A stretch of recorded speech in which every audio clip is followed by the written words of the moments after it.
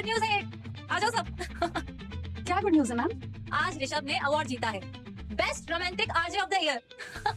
उसके शो के बाद हम सब उसे सरप्राइज देंगे, ठीक है? और स्टूडियो के बाहर सब चुपचाप रहेंगे। जैसे ही ऋषभ अपना शो खत्म करके अंदर आएगा, मेरे सिग्नल पे सब लोग अंदर आ जाना और उसे सरप्राइज देना, और फिर हम उसके लिए केक कट करेंगे।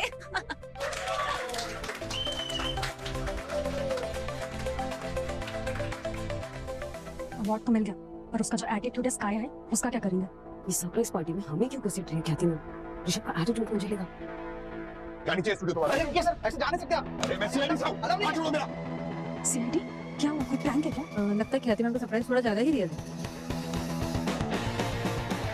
एक्सक्यूज मी, मैं ख्याति हूँ स्टेशन हेड। क्या हुआ सीआईडी यहाँ पे? आपका आरजे ऋषभ, उसकी जान खतरे में। कहाँ है वो? वो तो अभी लाइव शो कर रहा है। सुनिए, मैं उसके साथ कॉल पे था, ठीक है?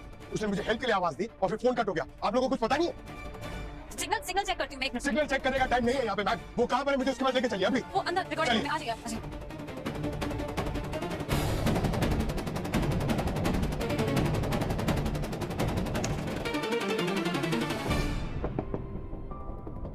ये दरवाजा लॉक क्यों? सर ऋषभ भैया हमेशा दरवाजा लॉक करके शो करते हैं, उन्हें डिस्टर्बेंस नहीं पसंद।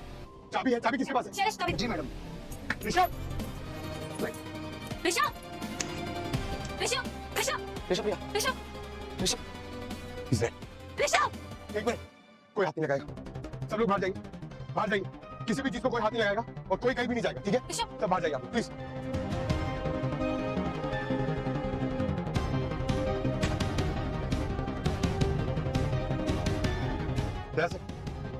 सर रेडियो शहर के स्टूडियो में यहाँ का आरजे ऋषभ सर, उसकी लाश मिली।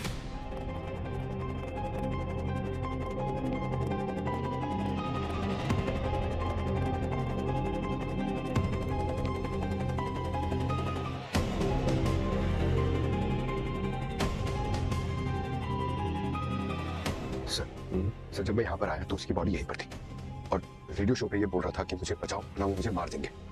ख्याति ने कहा कि ये रूम अंदर से बंद था सर, क्योंकि ये शो रूम बंद करके ही करता था। अब फिर ये सब सामान यहाँ पर क्यों बिखरा हुआ? ये सब हाथापाई क्यों यहाँ पे? मुझे हो सकता है ये ख्याति आपसे झूठ बोल रही हो, कुछ छुपाना चाहती है। और सर ये देखिए सर, चेहरा देखिए सर, यहाँ गाल पे, यहाँ फोrehead पे, ये सब सूजा क्यों? ये तो मधुमक्खी के काटने का निशान लगता है। सर, क्या? सर ये देखिए, मधुमक्खी। तुम्हारी भी है? हाँ सर, ये मरी कैसे? इसका मतलब ऋषभ को मधुमक्खी नहीं काटा था, क्योंकि अक्सर मधुमक्खी किसी को काटने के बाद वो खुद भी मर जाती है। पर सर ये मधुमक्खी अंदर आई कैसे? दरवाजा बंद था, यहाँ पे कोई खिड़की नहीं है, फिर कैसे? सर हाँ? ये देखिए, ये यहाँ पे था। सर बॉक्स 10, ये तो हड्डी वाली जगह है। इसका मतलब है मधुमक्खियों के काटने के बाद ऋषभ ने अपने आप को बचाने की कोशिश की है। पर सर अगर इसने इंजेक्शन लिया है तो फिर इसकी बॉडी सूजी कैसे? शायद इंजेक्शन लेने में देरी हो गई। लगता है ऋषभ ने कुछ ऐसा देखा है या सुना है जिसकी वजह से इस पे ये हमला हुआ। कोई नहीं चाहता था कि इसकी चीख पूरा शहर सुने। सर बताइए ना, ऋषभ को क्या हुआ, कैसे हो गया ये सब? हमें लगता है कि ऋषभ की मौत मधुमक्खियों के काटने की वजह से हुई है। ये कैसे हो सकता है? मधुमक्खी इस ऑफिस में आ ही नहीं सकती, पॉसिबल ही नहीं है। आप इतने यकीन के साथ कैसे कह सकती हैं कि मधुमक्खी इस ऑफिस के अंदर नहीं आ सकती? सर हमने स्टूडियो में एसी, फिल्टर्स, वेंट्स, हर पॉसिबल एंट्री पॉइंट पे सील करके रखा है। कोई भी मधुमक्खी एक भी एक्सीडेंटली अंदर नहीं आ सकती। इतनी सावधानी क्यों? क्योंकि ऋषभ को मधुमक्खियों से एलर्जी थी, वो बहुत सेंसिटिव था। सिर्फ एक मधुमक्खी के डंक से उसको बहुत प्रॉब्लम हो सकती थी। एसी डक्ट से मधुमक्खी अंदर आ सकती है। उसके अलावा ये वॉल्स, वेंट्स, साउंड प्रूफिंग सब परफेक्ट है। सर मैं काम करता हूँ, ये सब सामान फोरेंसिक भिजवाता हूँ और इसी डक्ट्स और वेंट्स चेक करवाता हूँ। तब तक हम ये कैमरा से फुटेज चेक करते हैं। ये स्लॉट मुझे चाहिए सम्राट, लिसनर मुझे सुनना चाहते हैं, समझा? ऋषभ भैया खुद कहते थे मैं अगला बिग स्टार बनूंगा, आज ये सम्राट, तो ये स्लॉट तो मुझे मिलना चाहिए। क्या हो रहा है यहाँ पे? क्यों शोर मचा रखा है? अरे ऐसे कैसे शोर न मचाएं?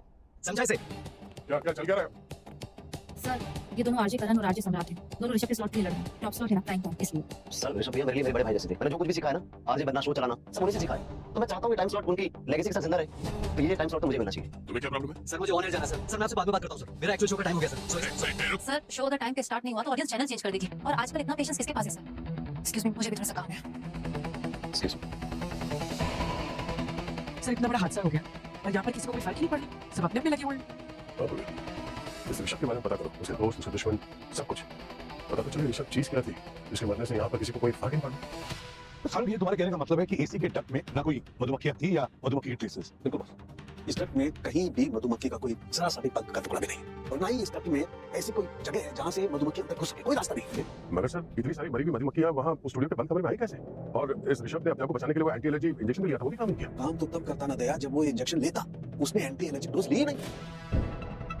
सर तो क्या कह रहा है? ऋषभ के हाथ पर इंजेक्शन का निशान था। नहीं, ये बात ठीक है, इंजेक्शन ऋषभ ने खुद लगाया है। तो फिर मारा कैसे? मरा इसलिए क्योंकि उस इंजेक्शन में एंटी एलर्जी डोज थी नहीं, इस इंजेक्शन में सिर्फ पानी था। और फिर ऐसा कैसे हो सकता है? ऋषभ इस इंजेक्शन में से पानी भर के क्यों लाएगा? नहीं पंकज, अपने आप नहीं लेके आया होगा, किसी और ने इंजेक्शन बदला है जिसको मालूम था कि ऋषभ को मधुमक्खी से एलर्जी है। एग्जैक्टली अभिजीत, असल में ऋषभ को बी वेनम एलर्जी थी। Bee venom allergy? हाँ बोलिए, ये एक ऐसी एलर्जी होती है जिसमें किसी इंसान को अगर कोई मधुमक्खी डंक मार जाए तो उसका पूरा का पूरा शरीर सूख जाता है और उस इंसान को सांस लेने में भयंकर तकलीफ होने लगती है और कुछ ही मिनटों में उस इंसान की दर्दनाक मौत हो जाती है। एक और बात दोस्त, ये बाल का घोड़ा है, हम लोग चले तेरे पीछे पीछे। इधर अच्छे से बता। ये मधुमक्खियां देख रहे हो? हाँ। मुझे इन मधुमक्खियों में हाइपोथर्मिया के साइन मिले। मधुमक्खियों में? हाँ बॉस, किसी ने इन्हें बहुत ठंडी जगह पर रखा है, जस्ट अबव फ्रीजिंग टेम्परेचर। और सर कोई ऐसा क्यों करेगा? पूरी मधुमक्खियों को कुछ देर के लिए इमोबिलाइज करने के लिए ऐसा किया जाता है। बी फॉर्म्स में ऐसा होता है। मतलब किसी ने मधुमक्खियों को वहाँ पे बेहोश करके उस स्टूडियो के कमरे में छुपा के रख दिया और बाद में जब वहाँ पे ऋषभ आया तो रूम टेम्परेचर नॉर्मल होने की वजह से वो होश में आ गई और ऋषभ को देख के लगा कि ऋषभ भी खतरा है और फिर उसका अटैक किया। एग्जैक्टली। तो बहुत सोच समझ के खून किया है। हाँ सर, खूनी को न सिर्फ मधुमक्खियों के बारे में अच्छी तरीके से मालूम है बल्कि ऋषभ के मेडिकल कंडीशन के बारे में भी वो जानता है तो कोई अंदर कहीं आदमी। सर ये काम कर, ये किस स्पीशीज की मधुमक्खी है प्लीज बता और इसके बारे में डिटेल्स भी। बॉस, ये मधुमक्खी है एपिस डोर्साटा और ये मुंबई में नहीं मिलती। मतलब सिर्फ ऋषभ को मारने के लिए ये मधुमक्खी मंगाई गई है। मधुमक्खियां मुंबई के बाहर से मंगाई गई, एंटी एलर्जी इंजेक्शन बदला गया। बड़ा शातिर है ये खूनी, ये जो भी है रेडियो जहर स्टूडियो के अंदर का ही है। तो आरजे ऋषभ की लास्ट कॉल का रिकॉर्ड सर वो मंगवाइए मैंने सर, वो आखिरी हो गया। और वो ऋषभ जब वो चीखा उस वक्त तुम उसके साथ कॉल पे थे ना? हाँ सर, मैं उसके कॉल पे नहीं था सर, मैं गाड़ी चला रहा था और उसका रेडियो शो जो है ना वो गाड़ी में सुन रहा था सर मैं। अच्छा पंकज, हमने सुना है कि तुमने लवगुरु को कॉल किया था, क्यों? अपनी लव लाइफ के लिए?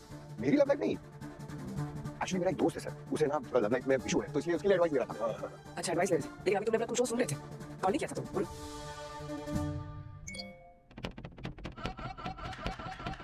उसी का है रेडियो जहर लिखो। रखो टेबल पे रखो।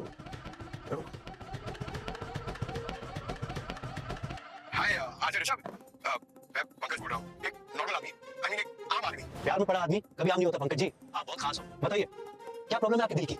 अरे ऋषभ, मैं दिल से रेडी हूँ लेकिन ड्यूटी से फ्री नहीं। जब लड़कियां फ्री होती है तो मैं ड्यूटी पे लग जाता हूँ और जब मैं ड्यूटी से फ्री होता हूँ तो लड़कियां बिजी हो जाती है। अरे यार, ये टाइमिंग का ही स्कैम चल रहा है मेरी लाइफ में। तो आपका प्यार तो ऑफिस के रोस्टर पे चल रहा है। अरे बिल्कुल सही यार, कैलेंडर में एंट्री कर देता हूँ डेट के लिए लेकिन वो भी कैंसिल हो जाती है। मैं तो सोच रहा हूँ लव लेटर लिखने से पहले अप्रूवल ले लूं कि subject to availability of partner. वाह पंकज जी वाह, आप तो बहुत रोमांटिक हो और फनी भी। डोंट वरी, मैं हूं ना, आपकी लव प्रॉब्लम का सॉल्यूशन मेरे पास है। अरे यार बताओ जल्दी बताओ ऋषभ, आप ही तो हमारे जैसे सिंगल लोगों की ओनली होप हो। हाँ बिल्कुल, रेडियो सर हमेशा आपके। ये क्या, किसने आने दिया तुम्हें अंदर? ये क्या कर रहे हो तुम? ऋषभ, जाओ बाहर, छोड़ मुझे। क्यों मार रहे हो मुझे? हेलो ऋषभ, आइए। बचाओ, हेल्प मत मारो मुझे। कोई तो कमरे में घुसा था इसलिए ऋषभ चीख रहा था। सर ये ऋषभ बहुत ही पॉपुलर आरजे, इसे बेस्ट आरजे का अवार्ड भी मिला है, ये पॉपुलैरिटी के पीक पे था। सक्सेस बोली सक्सेस, और सक्सेस आने के साथ क्या मिलता है? क्यों पंकज, तुम्हें पता है? पैसा, जेलसी और दुश्मनी। सर ये देखिए, ये पेज मिला है, I hate Rishabh, hate pages है ये। मैं सोच रहा था ये हेट पेज क्या होता है? सर आजकल कैंसिल कल्चर का जमाना है, इन हेट पेजेस पे लोग यंग सेलिब्रिटीज को गालियां देते हैं, उनके खिलाफ लिखते हैं, उनके काम के खिलाफ लिखते हैं। और ये पेज किसने बनाया बताओ? सर ये किसी ट्रबल मेकर नाम के बंदे ने बनाया है। जरा आईपी एड्रेस पता करो कि ये पेज क्रिएट कहाँ से हुआ है। सर आईपी एड्रेस स्टैटिक है, ये पेज रेडियो जहर स्टूडियो में ही क्रिएट हुआ है। मतलब ये ट्रबल मेकर और जहर स्टूडियो वाले एक इंटरनेट के कनेक्शन यूज कर रहे हैं, मतलब वही का कोई आदमी है सर। हाँ तुम्हें ये आईएसपी से इंटरनेट सर्विस प्रोवाइडर से पता लगाओ कि ये डिवाइस किसके नाम पर है। अच्छा हुआ ड्रामा किंग ऋषभ हमेशा के लिए चुप हो गया।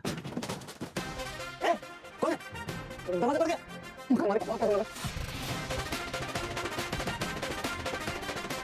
सीआईडी। बोलने के तैयार था, समझ जाएगा। सर आप लोग यहाँ क्या हुआ? तुमसे गुफ्तगू करने आए। मैंने तो सब कुछ सच बता दिया था आपको। तुमने सच कहाँ बताया था बेटा? तुमने सिर्फ ये बताया था कि ऋषभ तुम्हारा मेंटोर है। हाँ सर, वो सच में मैं है। अच्छा, तो फिर अपने मेंटोर के खिलाफ नफरत क्यों फैला रहा था तुमने? आई हेट ऋषभ, इस पेज का आइटम तू ही है ना? तुम ही हो ना ट्रबल मेकर? तुम अंदर क्या कर रहे हो? इस पूरा नहीं फैलने होगा। हाँ सर, मैं ही आई हेट ऋषभ पेज का मॉनिटर। लेकिन मैंने उसे मारा नहीं सर, कसम से। क्यों बनाया तुमको पेज? उससे मिला ऋषभ मेरे गुरु थे लेकिन मुझे बहुत छोटा दिखाते लोगों के सामने। इवन जैसा काम कराते उसे, चाय लेके आ, कॉफी लेके आ, ये कर वो कर, एंडलेस समझते थे मुझे। ऐसा क्यों? तो इसलिए सर कि ऋषभ सक्सेसफुल थे, लेकिन कोई डर था कि कहीं ना कहीं मैं उससे ज्यादा सक्सेसफुल और पॉपुलर हो जाऊं। डरता था मुझसे।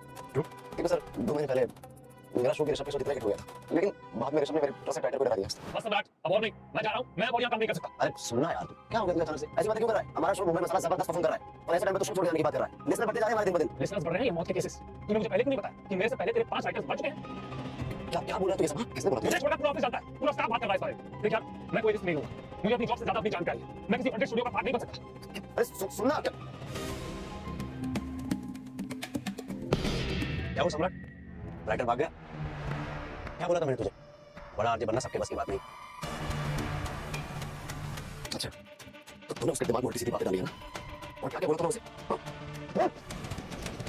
ज्यादा हवा में मत तू सम्राट, अपनी औकात में रह। मैं इस शहर का स्टार आरजे हूँ और जब तक मैं जिंदा हूँ तो कुर्सी मेरी रहेगी, समझा? सर ऋषभ बहुत चालू आदमी था, जलता था सबसे, मैनिपुलेट करता था। तुम्हें तो आप सोचिए कोई मकान मालिक बिना वजह में किराएदार को घर से बाहर क्यों निकालता? क्या मतलब? मतलब ये मैम, वो 10 दिन से घर से बाहर रह रहा था। तो कारण क्या था कि मकान मालिक उसे घर से बाहर निकाल दिया? ये तो नहीं पता सर, शायद मुझे तंग लोगों के बीच में झगड़ा हुआ। ठीक है, ओके, चलो इस से रहने दो। पता तो करो कि किस वजह से वो डर के भाग गया था वहाँ से। तब तक मैं पूरी मकान मालिक से लगता है। अरे सर, वो ऋषभ मेरी जिंदगी का सबसे गंदा किराएदार था। रात रात तक पार्टी करना, लाउड म्यूजिक बजाना, लड़कियों के साथ घूमना, उसकी वजह से कॉलोनी में कैसे कैसे लोग घुसने लगे थे। तो आपने समझाया नहीं? समझाया सर, पर ये जो सेलिब्रिटीज होते हैं ना, वो सारे के सारे एक जैसे होते हैं। जरा सा फेम क्या मिल गया, मुझे लगता है सारी दुनिया उनकी भगवान समझने लगते हैं खुद को। तो क्या उसका कमरा चेक कर सकते हैं? क्यों, क्या हुआ? कुछ प्रॉब्लम किया है क्या उसने? ऋषभ का खून हो गया सावित्री जी। हे भगवान, कब, कैसे? कल रात हम चेक कर सकते हैं उसका कमरा? और कमरा तो मैंने कब का साफ कर दिया। क्यों? कितनी गंदगी मचा के रखी थी उसमें, साफ करने में 3 दिन लगे मुझे। तो कुछ मिला जिंदगी में? कचरे के सिवा कुछ भी नहीं था। हाँ, पर्सनल सामान तो वो साथ में लेकर गया। सुना है पास वाले किसी होटल में शिफ्ट हो गया था। सर हमने उनको हाथ भी नहीं लगाया। ऋषभ सर ने खुद मना किया था। उनके रूम में उनके अलावा कोई भी अलाउड नहीं था। इवन क्लीनिंग स्टाफ को अंदर जाना मना था। मतलब सब कुछ वैसे का वैसे ही है जैसे वो छोड़ के गया था। जी मैडम, उनको मैडम कुछ तो एलर्जी थी। हाँ, बी एलर्जी, इसलिए वो बहुत केयरफुल रहते थे और रूम में हमेशा एयर पे चालू रहते थे। ठीक है, हम लोग देख लेंगे। कमरा कौन सा है? सर ये चलो। ठीक है, आप ये भी रुकिए, अगर जरूरत पड़ी तो बुला लीजिए। जी सर।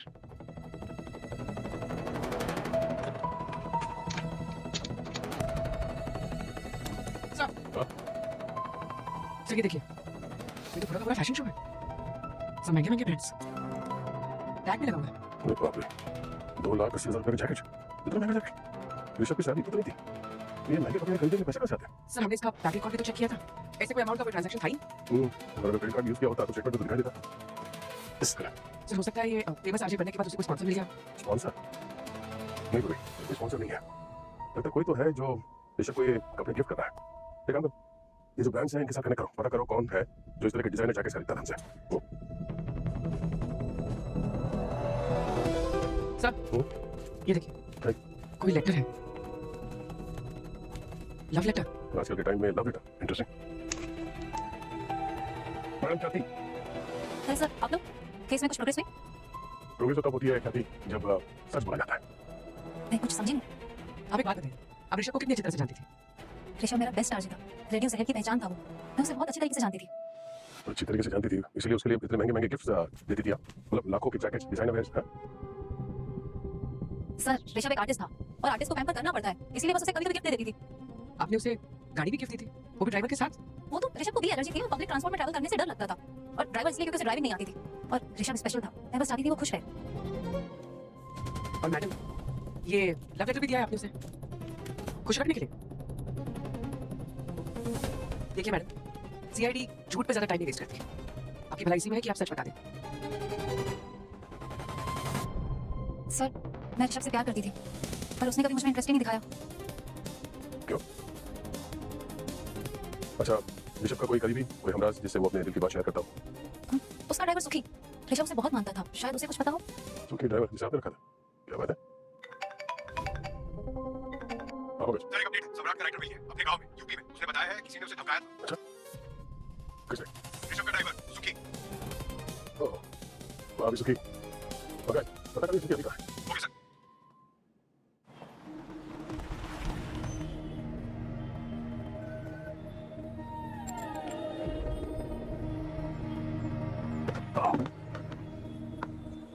तो चाय लगा रख।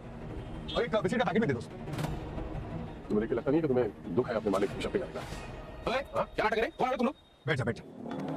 कौन लोग हो तुम लोग? हम लोग सीआईडी से। Sir CID? भगवान का शुक्र है आप लोग आ गए सर। ऋषभ बाबा के सर उन्हीं को सर पकड़ ली थी सर, प्लीज। वो बहुत ही अच्छा इंसान थे सर। अच्छे इंसान तो थे पर बहुत गलत काम करवा दिया तेरे से। मैं कुछ समझा नहीं सर, मैं कैसा लगता हूँ? ऋषभ के कहने पे तूने उस राइटर को धमकी दी थी ना? आज का शो तो कमाल हो गया, जो वो लिखा था हिट हो गया। कौन हो तुम? अबे ओ राइटर, चुपचाप ये नौकरी छोड़ दे, वरना जिंदा नहीं बचेगा, समझा? सर वो तो ऋषभ बाबा के कहने पे हम लोगों ने मिलकर प्रैंक किया था सर। तुम्हें पता है हमारे प्रैंक के चक्कर में उसने अपनी नौकरी छोड़ दी? सर मुझे बिल्कुल भी सर नहीं पता था सर, बात इतनी सीरियस हो जाएगी सर। तब मैंने इस चीज के लिए सर उनको फोन भी किया था सर, लेकिन उन्होंने मेरा फोन ही काट दिया। मैं माफी मांगना चाह रहा था सर। फिर मत वो पता कर लेंगे। फिर बात बता, ये जो अफवाह फैली है कि ऋषभ की एक बीवी थी, मैंने उसे दुनिया से छुपा के रखा हुआ था, सच है? सर वो बीवी वाली बात जो थी वो एक अफवाह थी, ये गर्लफ्रेंड थी, ये बात सिर्फ मुझे ही पता थी, ये कोई नहीं जानता था। देख रहे हैं हम कैसे मान लें? अरे सर वो लैंड लेडी सर सावित्री जी की बेटी थी, पिंकी सर। जैसे ही सर ये बात सर ये मामला पूरा ना सावित्री जी को पता चला ना, ऋषभ बाबू को ऐसे ही घर से बाहर निकाल दिया तुरंत फौरन। सावित्री जी वो ऋषभ एक नंबर का चालू लड़का था, आज एक लड़की के साथ तो कल दूसरी लड़की के साथ। मैं अपनी बेटी की जिंदगी बर्बाद कैसे होने देती? गलती तो मेरी थी ना, मैंने उसे किराएदार नहीं रखना चाहिए था। पता ही नहीं चला मेरी बेटी उसके जाल में कैसे फंस गई। फिर क्या किया? फिर मैंने ऋषभ को घर से निकाल दिया और मेरी बेटी को रत्नागिरी भेज दिया उसके चाचा के पास। कभी आपने रत्नागिरी? जिस दिन ऋषभ को निकाला उसी दिन उसे भी भेज दिया। 10 दिन हो गए। करो सर, ठीक है अभी आते हैं। मुबारकबाद दो मुझे, मुबारकबाद दो। नहीं कुछ नहीं, बात यह है कि मैं मुबारकबाद इसलिए मांग रहा हूँ कि मुझे पता लग गया है कि स्टूडियो में मधुमक्खी कौन आया था। अच्छा कोई मिल गया? क्या बात है सर, नाम तो बताइए। उसका नाम है ऋषभ। क्या बात हुई? ऋषभ? ये तो पूरा उल्टा कुछ मालूम था मुझे। बिना कुंडली डाली केस सॉल्व होने नहीं देंगे भाई साहब। डॉक्टर साहब किस बेसिस पे कह रहे हैं कि मक्खियों को ऋषभ के साथ क्या चुकी है? दया पहले मैं भी सवाल ही जवाब, लेकिन बाद में मुझे जवाब मिला पता है कहां से? भाई साहब मुझे जवाब मिला इस बैग से। हाँ। और से देखो इस बैग को, ये देखो ये इस बैग में ये छेद है ना, और मधुमक्खियों को चाहिए जिंदा रहने के लिए हवा। इस बैग को देखकर लगता है कि ये डिजाइन किया गया, हाँ डिजाइन किया गया है मधुमक्खियों को जिंदा रखने के लिए। इस छेद से मधुमक्खियों को अंदर हवा मिलती रहे, मधुमक्खियां जिंदा रहें। सर अब ये ऋषभ जो है वो जानबूझ के तो मधुमक्खियों को अपने साथ लेके नहीं जाएगा स्टूडियो में। मतलब स्टूडियो में कोई है जिसने मधुमक्खियों को वहां पे अंदर कमरे के अंदर लेके गया है और पता कैसे चलेगा? मधुमक्खियों से हम मधुमक्खी से भी बात कर सकते हैं यार। मधुमक्खी नहीं, मधुमक्खी के पोलन्स। पोलन्स? हाँ, जिसे हम साधारण भाषा में परागण कहते हैं। वो देखो क्या है, मधुमक्खी एक फूल पर बैठती है, वहां से पोलन कलेक्ट करती है और दूसरे फूल पे जाके बैठ जाती है और ये पोलन भी उस फूल पर ट्रांसफर होती है। ऐसी तो जिंदगी चलती है। अंकल इसे क्रॉस पोलिनेशन कहते हैं, ये प्रकृति का नियम है। और बस हमें जो पोलन मिले हैं वो किसी साधारण फूल के पोलन नहीं है, वो एक बहुत ही रेयर वाइल्ड फ्लावर के पोलन है जो कि अधिकतर रत्नागिरी के एरिया में पाया जाता है। क्या रत्नागिरी? हाँ बस, और हमें जो वो मधुमक्खी मिली एपिस लोसाटा वो भी रत्नागिरी में मिली। सर पिंकी भी तो गई है रत्नागिरी। यस, वहाँ उसी से मिलने जाओगे ऋषभ। तो जब तैयारी करो रत्नागिरी जाने की। जब से ऋषभ की मौत की खबर सुनी है तब से इसके आंसू रुक ही नहीं रहे हैं। रो रो के इसका बुरा हाल हो गया है। सुध तो जैसी खोसी गई है इसकी। बहुत प्यार करता था मुझसे, वो बहुत डिसिप्लिन था, सब चीज़ों का ख्याल रखता था, अपने वर्कआउट का, डाइट का भी। एलर्जी की वजह से हमेशा एंटी एलर्जिक इंजेक्शन कैरी करता था। पता नहीं कैसे उस दिन भूल गया। मुंबई में तुम लोग कैसे वक्त गुजारते थे? तुम लोगों का रिलेशन क्या था? मुंबई में हम दोनों ने बहुत से सपने देखे थे। हमने सोचा था हम भागकर सिक्किम चले जाएंगे और वहाँ शादी कर लेंगे, खुशहाल भरी जिंदगी रहेगी हमारी, शोरों से दूर। उसके बाद वो कांटेक्ट करने की कोशिश नहीं की, संपर्क किया उसने तुमसे? किया था, 4 दिन पहले ही आया था रत्नागिरी मुझसे मिलने, हमारी भागने का प्लान फाइनलाइज करने। वो मुंबई से रत्नागिरी तुम्हें यहाँ मिला? हाँ सर, मैं भी शॉक थी। उसे लॉन्ग ड्राइव पसंद नहीं था। हमारे घर मधुमक्खी का बहुत बड़ा फार्म है, बहुत रिस्की था, फिर भी वो आया था। यहाँ पास में कौन सा बी फार्म है? ये पड़ोस में है, हमारे फार्म के साइड में। बहुत तकलीफ है सर, मधुमक्खियां बार-बार आकर के हमारी फसल खराब कर देती हैं।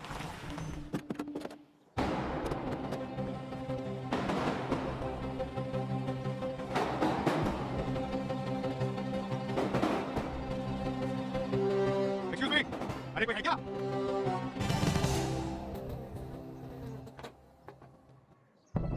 बॉस संभाल के, इस बॉक्स में दुनिया के सबसे खतरनाक मधुमक्खी है, अगर बाहर निकल के तो संभालना मुश्किल हो जाएगा। बस ये सर, वरना फोरेंसिक टेबल पे लिखा। हेलो सेल्स है और आपके हाल फिलहाल में जो सेल्स है इन मधुमक्खियों का उसके बारे में कुछ जानना चाहते हैं। आपको आया था लेने के लिए? वैसे तो मेरे यहाँ रेगुलर कस्टमर ही आते हैं। हाँ, पिछले हफ्ते का पनीर टाइप का आदमी आया था जो खुद मधुमक्खियों से बहुत डरा था, लेकिन अब इस 2 आटा भी खरीद के ले गया। और ऐसा इस पे भी। ये स्प्रे किस काम आता है? ये नाइट्रोजन फ्यूज स्प्रे है, मधुमक्खी को फ्रीज करने में और नेट टेम्परेरी बेहोश करने में काम आता है। उस आदमी का चेहरा तो देखा होगा आपने, कुछ बता सकते कैसे दिखता था? चेहरा तो याद नहीं, लेकिन हाँ कलरफुल कपड़े पहना था और सनग्लासेस लगाया था। ये तो कपड़े ये पहने थे, शायद ये होगा। इसे ऋषभ क्यों खरीदेगा मधुमक्खियां? उसे तो एलर्जी थी ना मधुमक्खियों से। अच्छा ये अकेला था या कोई और भी था उसके साथ में? ये अकेला ही आया था क्योंकि मैंने ये बॉक्स जो उसकी गाड़ी में लोड किए थे और ये स्प्रे भी। ऋषभ मधुमक्खी लेने आया था, गाड़ी में आया था और वो भी अकेला। वो समझे तुम लोग? सर ये तो शादी का घर जैसा सजा हुआ है। जरा देखो दुल्हन है।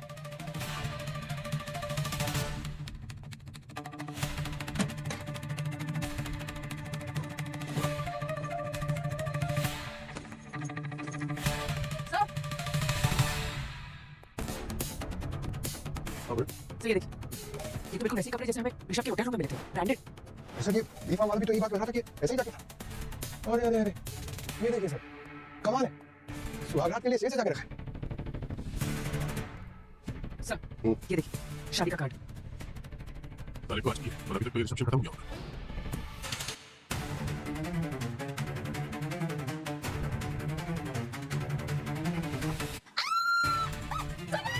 अरे क्या हुआ? कमरे में कोई है? कमरे में कोई है? कौन हो भाई तुम? कमरे में क्या कर रहे हो? ओ हेलो लाइट सीआईडी। चलो चलो चलो आप लोग जाओ, ये लेके चलिए जाइए। आप लोग, चलिए। जाओ, भाभी नीचे जाइए, आराम से खाना वाना खाइए। चलो चलो चलो चलो चलो। आइए।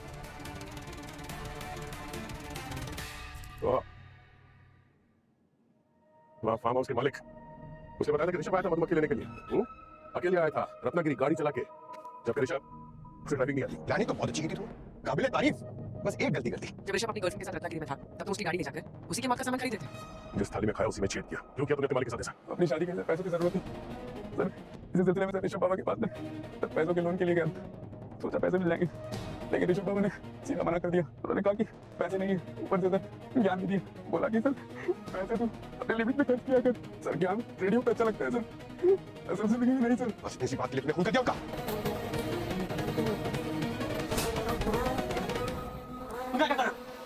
बचाओ, हेल्प हेल्प हेल्प, बचाओ मुझे। मुझे एक बात बता, ऋषभ ने अगर तुझे पैसे नहीं दिए तो ये शादी के खर्चे के लिए पैसे कहाँ से आए तेरे पास? सर वो हमने सुखी का बैंक अकाउंट चेक किया तो पता चला कि आपने 10 लाख रुपए डाले इस अकाउंट में। सावित्री जी क्यों क्यों किया आपने ये सब?